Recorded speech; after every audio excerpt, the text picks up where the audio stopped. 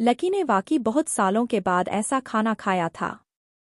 खाना खाकर लग तो बहुत अच्छा रहा था, लेकिन मन ही मन उसे यह बात खटक रही थी कि उसने यह खाना अकेले ही खा लिया था।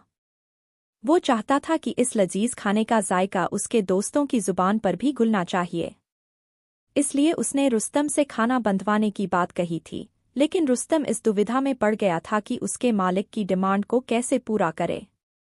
फिर भी रुस्तम ने कहा, हाँ हाँ सर, आप चिंता मत कीजिए, हम अभी पैक करवा देते हैं। जैस ही रुस्तम ने यह बात कही, वो होटल के जनरल मैनेजर को बुलाने के लिए कमरे से बाहर चला गया।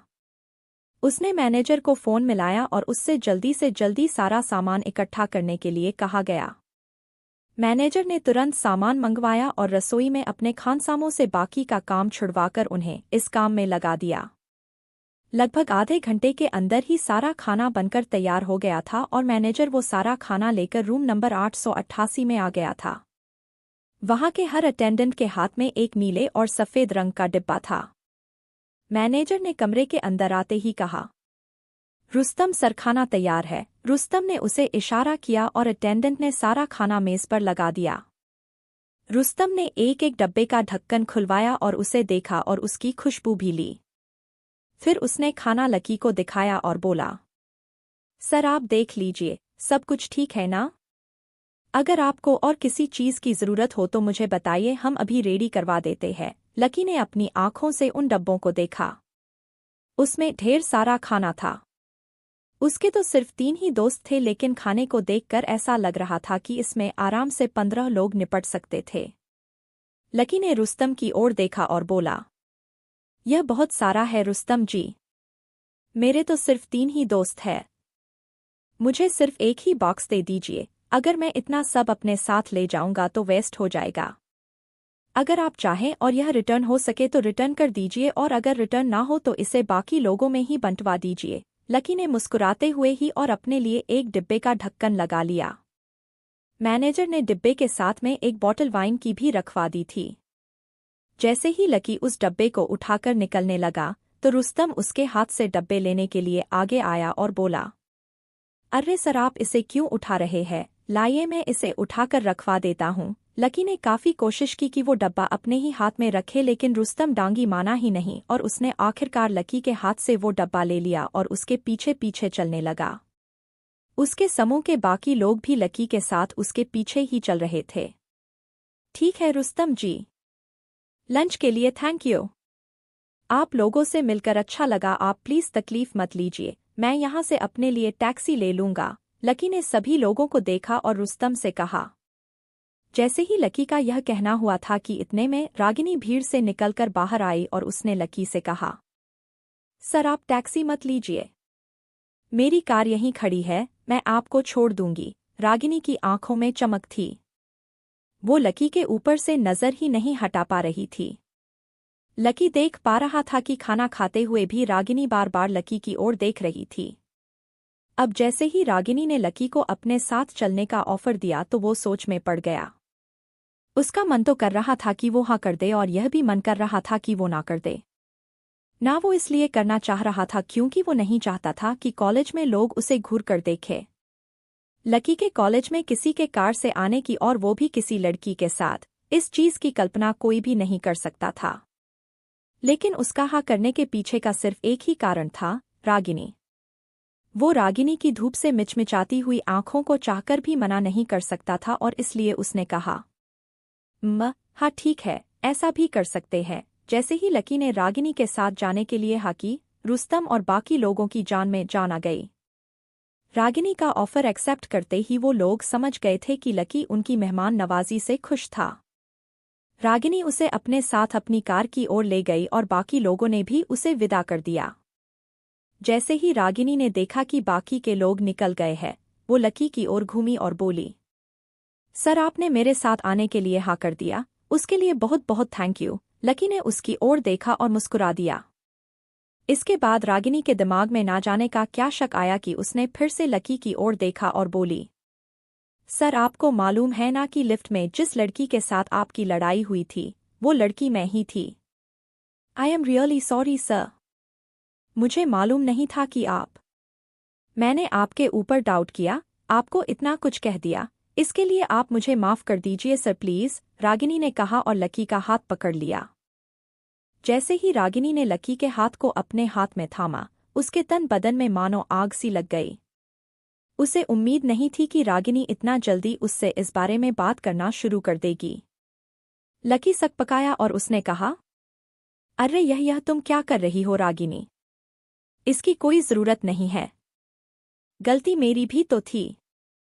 मुझे तुम्हें उस तरह से लिफ्ट में देखकर तुम्हें परेशान नहीं करना चाहिए था, इसलिए माफी तो मुझे तुमसे मांगनी चाहिए। और अब की बार लकी ने रागिनी का हाथ पकड़ लिया। रागिनी ने भी नहीं सोचा था कि इतना बड़ा आदमी आगे से चलकर उससे माफी मांगेगा। वो उसकी सादगी की दीवानी हो गई थी। लिफ्ट में उसने लकी के प्रति अपने दिमाग में जो छवि बना ली थी, लकी उससे बिल्कुल अलग निकला था। जैसे ही लकी ने उसके हाथ को अपने हाथ में लिया, रागिनी ने फिर से अपना हाथ छुड़वाया और अपने ही हाथ से फिर से लकी का हाथ पकड़ते हुए बोली, अरे नहीं सर, आप माफी क्यों मांग रहे हैं? मुझे तो इस बात की बहुत खुशी हो रही है कि इतने बड़े आदमी ने मुझे देखा। मुझे उम्मीद है सर कि आप मेरे रूड बिहेवियर की वजह से नाराज नहीं हुए होंगे। अगर मैंने अपने मुंह से कुछ भी उल्टा सीधा कह दिया हो तो मुझे माफ कर दीजिएगा sir. Please sir please, Ragini ने कहा और उसके आगे हाथ जोड़ने लगी। जब लकी को लगा कि यह माफी मांगने और माफ करने का सिलसिला इतनी जल्दी खत्म नहीं होने वाला था तो उसने बात को वहीं खत्म करते हुए कहा, अच्छा चलो ठीक है, जो हुआ उसे भूल जाओ और गाड़ी स्टार्ट करो। रागिनी ने देखा कि लकी के चेहरे पर वही सादगी भरी मुस्कान थी जिसे देखने के लिए वो बार बार लकी की ओर देखती। उसके पतले पतले होंठ किसी फूल की पत्तियों की तरह लग रहे थे और जैसे ही वो खिलते थे तो लगता था कि पूरे मौसम में खुशबू फैल गई हो। ठीक है सर, रागिनी ने शर्माते हुए कहा और कार अनलॉक कर दी। लकी और रागिनी गाड़ी में बैठे और देखते ही देखते उनकी गाड़ी ने लकी के कॉलेज जाने वाली सड़क को पकड़ लिया था। लकी ने अपनी जेब से फोन निकाला और अमित को फोन करके पूछा, कहाँ हो तुम लोग? हम लोग अभी यहीं हॉस्पिटल में ही है, कोयल के साथ में, अमित ने कहा। लकी ने जैसे ही सुना कि उसके दोस्त अभी भी हॉस्पिटल में ही थे तो वो दुविधा में पड़ गया था। अब उसे समझ में नहीं आ रहा था कि वो खाना लेकर हॉस्पिटल जाए या फिर हॉस्टल आकर उनके आने का इंतजार करे। उसने देखा कि खाना अभी गर्म था और अगर वो हॉस्टल जाता और उनका इंतजार करता तो खाना ठंडा हो जाता और उसका स्वाद भी खराब हो जाता, लेकिन अगर वो गर्मागर्म खाना लेकर हॉस्पिटल चला जाता तो उधर कोयल गर्म हो जाती। इसी उलझन में लकी सड़क को देखे जा रहा था कि तभी रागिनी ने उसे देखा और पूछा, सर आपके कॉलेज ही चलना है ना? रागिनी के चेहरे पर एक मुस्कान थी। लकी के मन में एक बार के लिए यह ख्याल आया कि हॉस्टल का कमरा खाली और अभी अमित और बाकी लोगों को आने में वक्त था, ऐसे में वो चाहता तो रागिनी को अपने साथ उस कमरे पर ले जा सकता था। उसके दिल की धड़कन में थोड़ा सा इजाफा हो गया था, लेकिन इससे पहले कि वो उसे लेकर हॉस्टल जाता, उसने अपने आप को शांत करते हुए कहा, नहीं, हम लोग हॉस्पिटल चलते हैं, वहां पर मेरी एक फ्रेंड एडमिट है, लकी ने कहा। ठीक है सर, रागिनी ने कहा और गाड़ी को सिटी हॉस्पिटल की तरफ मोड़ लिया।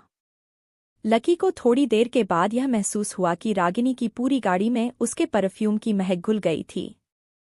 इतनी मोहक खुशबू थी वो कि लकी उसे जितना समेटता जा रहा था वो उतनी ही कम पड़ती जा रही थी। जब लकी का दिल सिर्फ खुशबू से नहीं भरा तो उसने रागिनी को देखने के लिए अपना चेहरा हल्का सा उसकी दिशा में घुमा दिया, लेकिन जैसे ही उसने देखा कि रागिनी उसे ही देख रही थी तो उसने तुरंत अपनी नज़र नीची कर ली। उसके गाल शर्म से लाल हो गए थे और उसकी आंखों में उसकी हंसी चमक रही थी।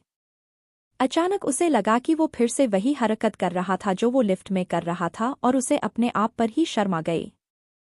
वैसे सर आप चाहें तो फिर से अपनी नज़र उठा सकते हैं। मैं इस बार आपको, रागिनी ने भी शर्माते हुए कहा। बड़ी हिम्मत करके उसने यह बात कही और कहते ही उसका दिल भी जोरों से धड़कने लगा। जैसे ही लकी ने उसके मुंह से यह सुना, उसकी शर्म और बढ़ गई। उसने बिना रागिनी की ओर देखे ही कहा, हाँ, क्या कहा तुमने?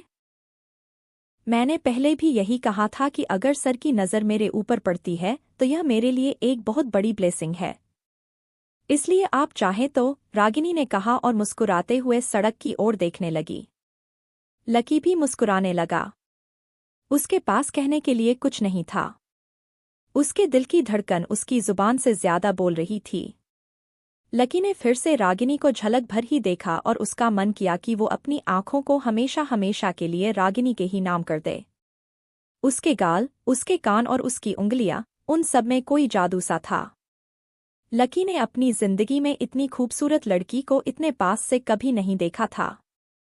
देखते ही देखते कब सिटी हॉस्पिटल आ गया, लकी को पता ही नहीं चला। रागिनी ने देखा कि लकी उसे अभी भी देख रहा था तो उसने गाड़ी का हॉर्न बजा दिया।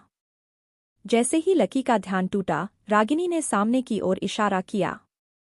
लकी ने देखा उनकी गाड़ी हॉस्पिटल के सामने आकर खड़ी हो गई थी। ओह, हम तो पहुंच भी गए। Thank you. अब मैं यहां से टैक्सी ले लूंगा, लकी ने कहा। उसे इतनी जल्दी सफर खत्म होने का बहुत मलाल हो रहा था। फिर वो गाड़ी से नीचे उतरा और उसके पीछे पीछे रागिनी भी नीचे उतर गई। इससे पहले कि लकी अपना हाथ खाने का डिब्बा लेने के लिए आगे बढ़ाता, रागिनी ने अपने हाथ से वो डिब्बा निकाला और लकी की ओर बढ़ा दिया। थैंक यू, लकी ने मुस्कुराते हुए कहा और फिर से एक बार रागिनी को निहार लिया। रागिनी भी शर्माई और गाड़ी की ओर जाते हुए बोली, फिर मिलेंगे सर। आपसे मिलकर अच्छा लगा, लकी ने उसकी ओर हाथ हिलाया और रागिनी भी लकी की ओर हाथ हिलाते हुए वहां से निकल गई। रागिनी की गाड़ी को विदा करने के बाद लकी हॉस्पिटल के अंदर दाखिल हो गया था। उसने रिसेप्शन पर कोयल के वार्ड के बारे में पूछा और सीधा पहली मंजिल पर चला गया। दाएं मुड़ते ही सबसे पहला कमरा कोयल का ही था। उसका दरवाज़ा लगा हुआ था। जैसे ही लकी ने दरवाज़ा खोला, उसके चरमराने की आवाज़ आई। लकी ने देखा कि उसे एक छोटे से कमरे में रुकवाया हुआ था। कोयल को देखने से ही लग रहा था कि उसे ज्यादा चोट नहीं आई थी, बस उसके पैर में थोड़ी लगी थी। कोयल के आसपास उसके सभी दोस्त खड़े थे। ऐसा लग रहा था कि सबने कोयल के पलंग को घेर लिया था।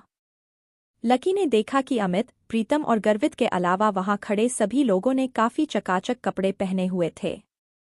उनकी महक से कमरे में रखी दवाइयों की महक कम हो गई थी। लकी ने देखा कि कोयल के पलंग के पास में ढेर सारे तोहफे भी रखे हुए थे। उसमें से कुछ फूलों के गुलदस्ते थे, तो कुछ गेट वेल सून के कार्ड थे और कुछ ड्राई फ्रूट्स के छोटे छोटे डिब्बे थे। देखने में वो सब काफी रंग बिरंगे और सुंदर लग रहे थे। सब लोग कोयल के आसपास खड़े होकर बातें कर रहे थे और हंसी मजाक कर रहे थे। लेकिन जैसे ही कमरे का दरवाज़ा खुलने की आवाज़ आई तो सभी लोग पीछे मुड़े। उन्होंने देखा कि वहां लकी खड़ा था और उसके हाथ में खाने का एक डिब्बा था। लकी ने इतनी सारी नज़रों को अपनी ओर आता हुआ देखा तो वो घबरा गया। उसे उम्मीद नहीं थी कि इतने छोटे से कमरे में उसकी मुलाकात इतने सारे लोगों से हो जाएगी।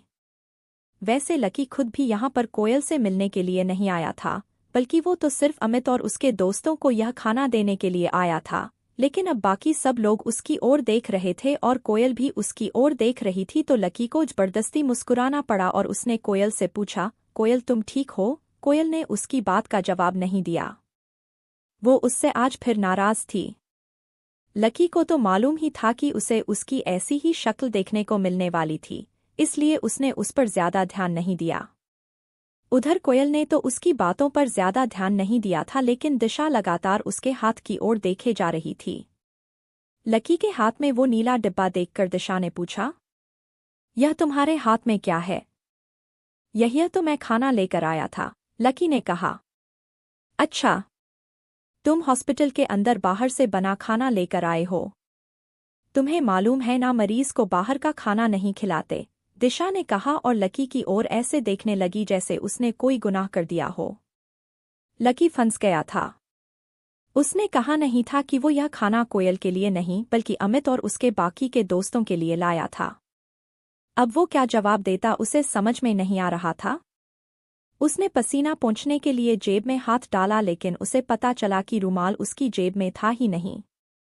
उधर लकी की नाक में अस्पताल की खुशबू घुस गई थी, वहीं इधर रागिनी की गाड़ी में से लकी की खुशबू जाने का नाम ही नहीं ले रही थी। रागिनी को गाड़ी चलाते हुए यह महसूस हो रहा था कि लकी के उतर जाने के बाद भी उसकी महक गाड़ी में बनी हुई थी। पहले तो उसे लगा कि शायद यह उसका वहम है, लेकिन जब 2-3 बार उसने सूंघकर देखा तो उसे पता चला कि वो सच में लकी की ही महक थी। जब रागिनी ने गाड़ी को सिग्नल पर रोका और अपने बगल वाली सीट पर देखा तो पाया कि लकी का रुमाल वहीं गिर गया था। यह वही रुमाल था जिससे उसने रागिनी की शर्ट पर लगा खून साफ किया था। ओहो सर, इसे तो यहीं भूल गए। अब रागिनी ने सोचा कि वो अभी हॉस्पिटल से ज्यादा दूर नहीं आई थी, इसलिए उसे फिर से गाड़ी घुमाकर लकी को यह रुमाल देने के लिए जाना चाहिए था। अब आगे क्या होने वाला था? लकी कैसे अपने आप को कोयल के गुस्से से बचाता? और क्या रागिनी उसे रुमाल देने के लिए हॉस्पिटल आ जाती? जब सब लोग लकी को रागिनी के साथ देखते तो क्या सोचते?